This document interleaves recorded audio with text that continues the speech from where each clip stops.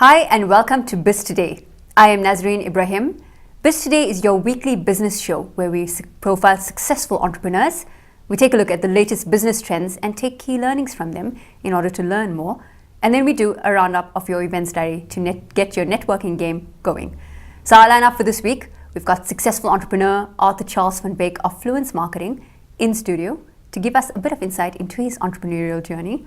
We all remember that July is also the month of funding.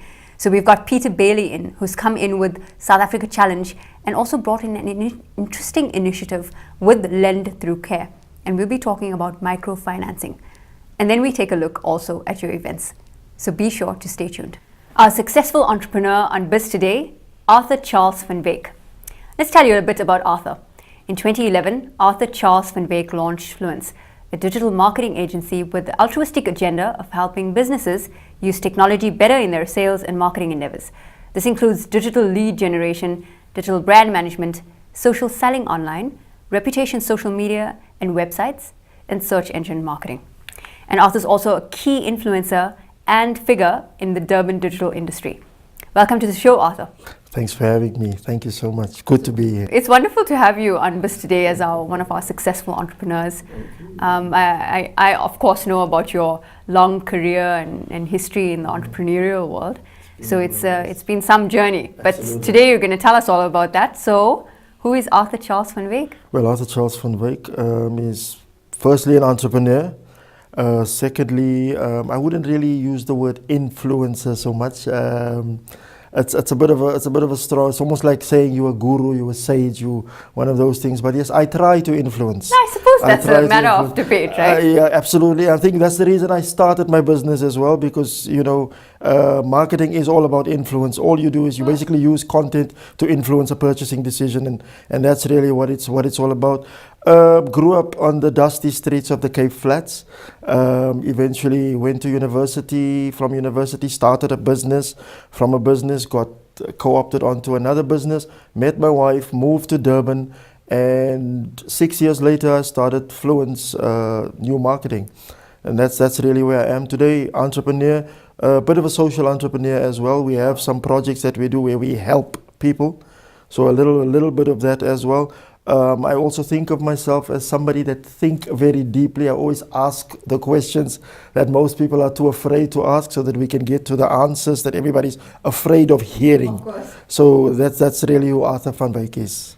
Arthur, how many years does your entrepreneurial journey or career span? I mean, Wow. There's a certain point at which you began, you thought, yes, I want to be an entrepreneur. So how many years is that? Okay, it's basically, in 2015 it would be 23 years.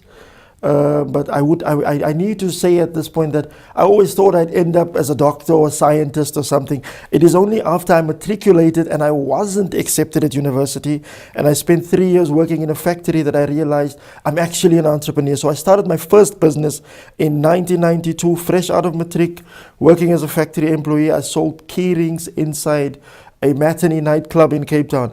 That eventually progressed from selling key rings to making custom t-shirts with our own prints and stuff on it. What did you study at university? I studied BCom, majoring in marketing and industrial psychology, mostly industrial psychology, because I thought that would get me into the advertising industry. But I had a bit of an awakening at university. The course I was doing in industrial psychology was more geared towards HR than advertising. But I mean, I went anyway because it included marketing as well. It's interesting that you say that, because a lot of the entrepreneurs that we speak to, one of my major questions to them is, what did you study and why did it influence what you're doing these days? And there's the big debate about, is it necessary for us to get an education in order to be an entrepreneur? Yeah. So that's the massive debate, and it's quite critical to hear you say that I studied industrial psychology because I wanted to go into advertising, but actually found the opposite was true. Yeah. So that's incredible. Just something to say on entrepreneurs needing education. I believe that education is important and not necessarily qualifications. That's just me. That's my personal opinion. I believe in education. I educate myself all the time. I sit from about, I say, 10 at night, sometimes till 2 in the morning. I read blogs. I'm on webinars. There's a website called Udemy. I'm either busy doing a course, or I'm on my iPad reading books. So I'm always educating myself. So education will never really go out the door. Very, very important. Massive debate that I'm sure we can have a long discussion about it another we can time. talk about it for days. But Arthur, you're originally from the Cape and then moved to Durban. You've been based here for quite a while. What have you found been the differences in the business environments between both places? Has it been easier to trade there or here, or what has the experience been like?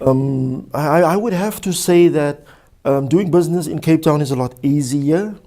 When I came here in the year 2000, at the end of the year 2000, and I tried to pitch what I did in Cape Town to businesses in Durban. What were you doing in Cape Town at that point? I was call it a nightclub entrepreneur. Right. I did everything. I did from designing flyers to organizing venues to organizing actual events, and then doing public relations, writing about these events for the media as well.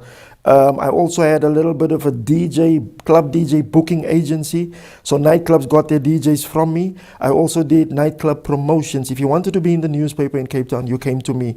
At the time, there was a TV program on Friday nights that called Studio Mix. If you wanted your event to be on Studio Mix, I was the guy to speak to. Incredible. So it was a full-scale operation. Yes, it was. And on the side, obviously, I was doing the graphic design thing for people as well, album covers, posters, packaging, that sort of thing. I was a freelance graphic designer. So when I came to Durban, nobody really wanted to work with me, with this Kapi that comes here and just offers his services. And I, as a result, I spent 6 years working in a call center, and it was actually a very enriching experience working in a call center, because speaking to the people of KwaZulu-Natal got me in touch with who they are. Another thing I did a lot of was to travel by public transport.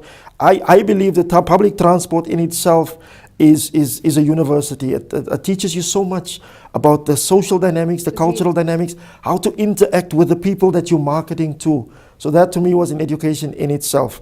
But another difference between Durban and Cape Town, besides the fast-paced life, I think is money. Salaries in Durban are not as high as in Cape Town for exactly the same jobs. Just one comparison quickly is that when I lived in Cape Town, we had a 1-bedroom flat at the time, and I paid for that 1-bedroom flat, I think, close to 2,000 rand. When I came to Durban, I managed to get a 3-bedroom apartment for less than that.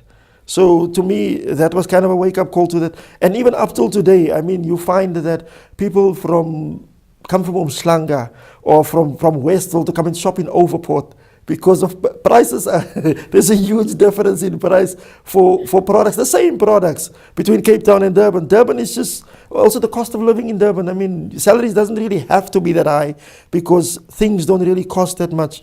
But that's it's a massive difference if you're coming from Cape Town and you're used to paying certain type of prices, or you live at a certain income bracket, a certain quality, certain lifestyle, and then you come to Durban and things just change drastically. I think your story is interesting also because you ran successful entrepreneurial ventures in Cape Town. It could have easily been a comfort zone for you. You've established yourself in a particular niche. People know you. You're able to build on that and secure a very critical market share in that particular industry. Then you decide to come to Durban. You don't know anybody. You're trying to re-establish yourself and possibly offer the same type of critical business offering, but not knowing whether that could work in this particular market. And I like that you're telling the story because it's critical for our viewers and aspiring entrepreneurs to know, is it possible for me? Can I do this? Is the grass really green on the other side? But I mean, this is a story you're telling, right? Yeah, absolutely. Just something to note as well is that while I was based in Cape Town, I was also doing events. I was doing exactly what I was doing in Cape Town in Johannesburg as well. Right. So I was up and down between Cape Town and Joburg. So I'm just saying, they're mentioning that because the Durban was a massive wake-up call for me, because now I've been in this city and things worked. I've been in that city and things worked. And Durban is a totally different kettle of fish altogether when it comes to the business space. You have to, I'm not saying in Joburg and in Cape Town you don't have to know who you're speaking to, but in Durban even more so. You have to understand your audience. Your network's got to be much stronger. Absolutely, also. Yes. You have to Talking about networks, interesting you mentioned networks. In Cape Town, I can actually walk into a business, and regardless of who I am, if what I offer is of value to them, they will actually latch on to me. Sure. In Durban, we find that business is done a lot in networks and clicks, etc. So, and in fact, and I've learned an expensive lesson too. I think between 2013 and for most of 2014, I withdrew myself from the networking circuit, and you could actually see the results in my business. So in Durban, it is necessary to network in order to do business as well. That is why you find the Durban Chamber, you find the Business Women's Association, you find all these little networks and things that people build around. Networking is essential to business in this city. You talked about applying a lot of your knowledge and skill, in particular service offerings, while running your business in Cape Town. Yes. And one of that is graphic design, which is a massive portion of digital service offerings. Absolutely. How did you come into digital? Funny enough, it's actually a very funny story. I was studying at the University of the Western Cape, and while I'm studying, this was in 1995, as I got to university, they were building at the EMS faculty, Economic and Management Sciences. They were busy building the lab at the time, the computer lab. Yeah. There was a gentleman there who was actually, I think he was originally from Durban, an Indian gentleman named Kubi. And then he needed people to help him from time to time test this computer, test that computer. And that's where I got my first taste of the internet. It was just Yahoo back then. It was websites, was basically gray backgrounds with text and pictures. What year was that again, Arthur? This was 95. This is 95, yeah. This is also the year I got my first email address. Incredible. Yeah, so in 1995, I got introduced to Yahoo, the internet, whilst helping this gentleman. And in the process, the two of us put together the first very rudimentary website for the University of the Western Cape. That's also how I got onto HTML and learned how to code a little bit, etc. My classes would finish maybe 11 in the morning. I would sit in that lab until 8:30 at night, until the last train leaves. I would catch the last train home. Sometimes I would sleep on campus because I missed the train. Eventually, I started working for the university newspaper called Student Voice, and that's where I learned to work layout software and design software and all of that. And just being on campus, by the time I left campus, I could basically I did start my own business. Business is the reason I left campus, actually. I suppose you had a natural interest and knack for digital then. Funny enough is not necessarily, yeah, you could say that. From the age of, from like a very young age, 7, 8, I used to draw. We used to reproduce, myself and a friend of mine called Tashrik, we used to reproduce the content of entire comic books, Superman, Spider-Man, and that led to me at the age of 12 getting I can almost say a contract with a sign writer, a gentleman named Muhammad Arendse, who then brought me a comic book with a little spaceship on it, or a superhero, and I had to blow that up for him manually. Sometimes I would move the furniture in an entire bedroom just to lay down the paper, tape it together, and do this thing on scale for him, which he would then go and put on the window or the wall of a game shop or something. You know, in the 80s we had games arcades. So he would do that. So when I got to campus, all that happened was I found a better way to be creative using technology, and that's really where the digital bug bit, and I haven't looked back. I hung up my pencils and my paintbrushes in 1997, and I never looked back. Before we explore some of the successes of your entrepreneurial career, can you take us through a very brief timeline of how your business has grown? So some of the very lovely milestones you've had. The business that I'm in at the moment? Yes. Fluence was birthed in 2011. Maybe just to step back a little bit, Yeah, just perhaps one we step should back. explore how you've come back. Just one step back. I was employed as the head of marketing for a company in Durban. As the head of marketing, I then explored a lot of online platforms, online channels, online mediums. As a result, I started selling products online. And I sold close to R1 million worth of a particular product, and went to my employer and asked for sales commission. I have now sold stuff, and sales is not in my job description. My employer then said, no problem, I will give you the sales commission, but I will cut your marketing salary in half. And it's almost like a light bulb went off. I said, no, this cannot happen. But if I did this for you, if I could sell R1 million worth of product for you using nothing but the internet, social media platforms and blogging, why can't I do this for more people? And that's when, like I said, the light bulb went off and I decided to start an agency. The very next morning, I sent my resignation email and Fluence was born. Fortunately for us, one of my first clients was, in fact, remember Fluence was just me in the beginning, myself, a dining room table. Which generally is when you start up, right? A computer and an internet connection. We started, and one of our first clients who actually signed up in that very same week that I left work in February of 2011 was a gentleman that trains people to trade on the stock market. And I was actually a bit scary, you know, in terms of the quote that I gave him. I mean, it even scared me. The quote I gave him, but fortunately, because he was on the stock market and, you know, big figures don't scare these guys, he came on board, and that was, for me, that was phenomenal. Okay, wow, people are actually prepared to pay this type of money. One of the nice things that happened after that was we started doing business with an international cell phone manufacturer. I don't want to promote anybody, so I'll just mention a cell phone manufacturer who left South Africa in the early 2000s, and they were then back in the country. They needed to relaunch, but they needed to get up and running fast, and digital was the only way to do that. So I managed to pitch. Actually, they came on board. It's good to know the particular clients you have worked with and had success with. So give us a okay. The client is Alcatel One Touch, who left South Africa. Alcatel, I remember I said I worked 6 years in a call center. The call center was with MTN, so I was familiar with any type of cell phone that was on the planet at the time. Alcatel had the most user-unfriendly cell phones when I was in the call center. I think user-unfriendly. Yes, 50% of the calls we took was people asking how to put a message center number inside an Alcatel phone. I kid you not.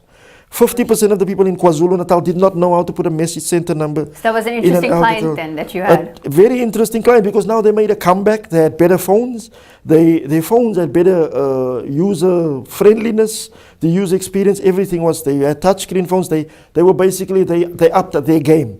So I was happy to work with them. And some of your other memorable clients? One of our clients is BBC, the Top Gear Festival. The Top Gear Festival, we've worked with the Toyota brand in South Africa as well. We currently work with a very popular soft drink brand in KwaZulu-Natal, Kui, who has just launched an energy drink brand as well, which we also are working on, our agency. And those are just some of the people that we've worked on. So we've interesting also worked, brands, especially to take them in the digital space. Absolutely. We've also worked with 2 award shows. The sad part about working with award shows or the organizers is that a lot of these people see this as something that comes around once a year, so they only want to really market and promote around that period, which is not, it doesn't really make sense. Sounds like those are some of the challenges you're addressing. So in the course of your building your businesses, those and other challenges, can you take us through those? Trying to sell digital to people that have been exposed to traditional marketing. People know a TV ad is, you pay whatever 100,000 to shoot the ad gets flighted on TV. People understand that it has become such an easy thing that people understand the cycle, and they want to just continue doing it. Now here come you and you talk about search engine optimization, and you talk about keywords, and you talk about analytics, and people, whoa, what is this guy talking about? You know, and then even though you come in at a lesser price, a lower price, and you give more value, remember that a television ad cannot talk back to you. A newspaper ad cannot talk back to you. Also, you cannot really track. People will tell you, the SABC will tell you that 5 million people sat in front of, there were 5 million televisions on when Generation screened last night. But they cannot tell you that 5 million people were sitting in front of the TV actually watching Generations. Whereas with digital, you can actually measure that. You can measure that. You can track it to the person. You can track it right down to where that person is, the city, his connection speed. You can track it to the page he entered your website in, the page he exited, which page he spent the most time on, etc. It even tells you whether he came from a Windows PC or from an Apple PC. You can see clearly that you have a lot of passion for what you do. Absolutely. Which is, I think, the most critical characteristic or core quality of an entrepreneur is to be passionate about what they're doing, or you won't be successful. You have to. So Can you tell us where Fluence Marketing is these days since it started? Well, we're busy. We're very busy. I spoke about the Durban business culture earlier, and we found that not many people have come across to where they understand digital yet. So as a result, Fluence has launched a print platform, so to speak. We are now gone into print. In fact, the agency itself has slowly started evolving from 100% digital agency. I'll give you an example. Somebody would come to us and we would basically start their Facebook page. We would manage it, we would grow it, grow the community. We'd actually do some social selling for them. But then you find that the person would go to the guy down the street to have a business card done. We've already done all the designs and they'll come to us, can we get this artwork to do a business card?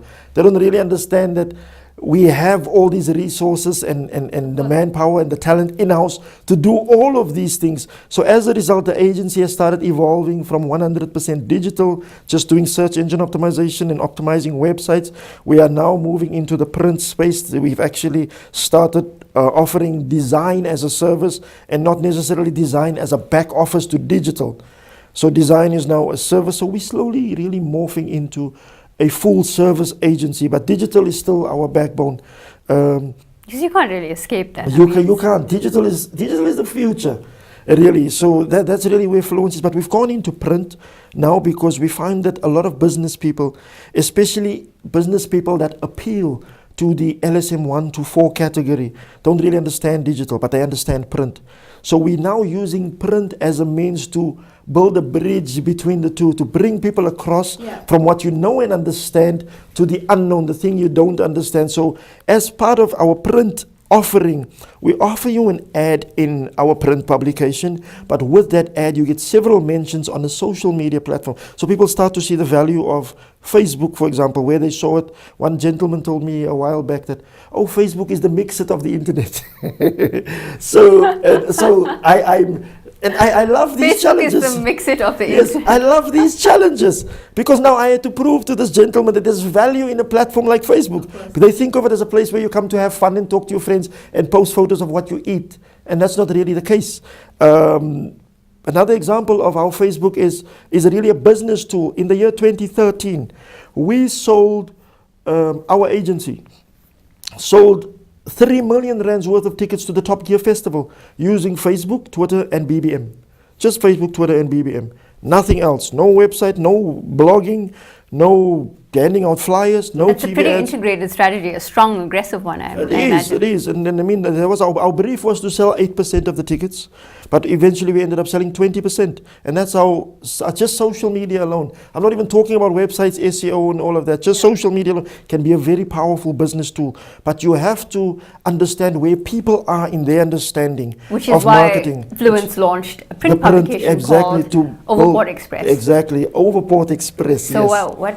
Tell us about the who, what, why, when, and how of OverPort Express firstly is named OverPort Express because eventually there will be something like a Glenwood Express, an Umhlanga Express, a Westville Express. So OverPort Express it's not really a newspaper. It's a newspaper, but it's not really a newspaper. It's more of a life guide.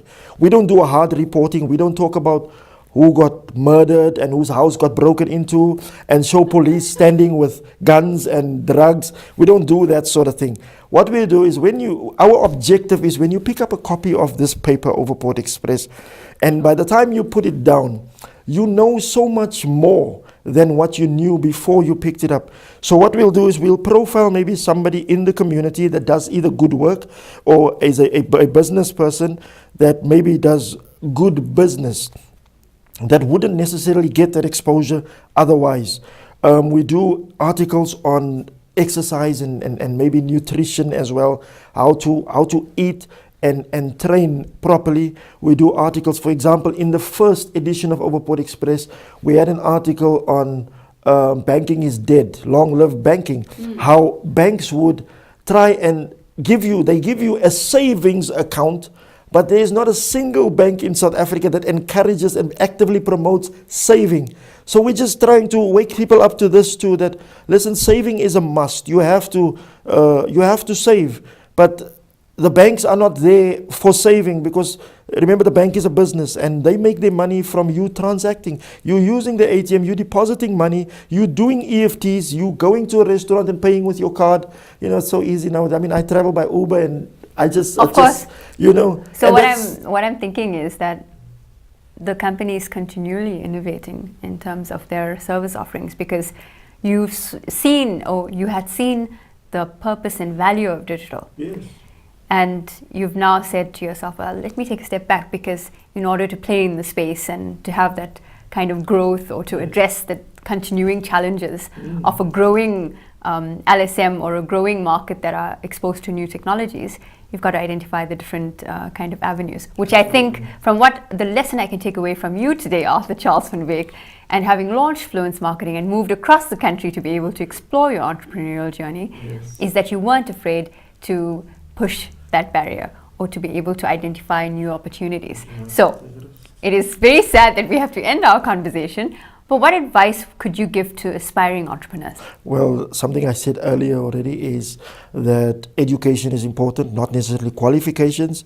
So as an aspiring entrepreneur, don't try and look at the BCom, the MBA and all of that. Look at constantly educating yourself. A lot of people say this, it's become a cliche that success is not a destination, it's a journey. Entrepreneurship is the exact same thing. It's a journey. It never ends. So be there where you are positioned to always educate yourself, and the internet makes it so much easier. You know, I mean, we download e-books, we download white papers, we read blogs, and all these things are available online. I mean, myself personally, as well as the agency, we share these things freely online. So if you want to, just follow me on Twitter, follow me on Facebook. I tweet educational stuff every day. So you just click the links that I tweet, and you'll find yourself more educated than you were before you click the link.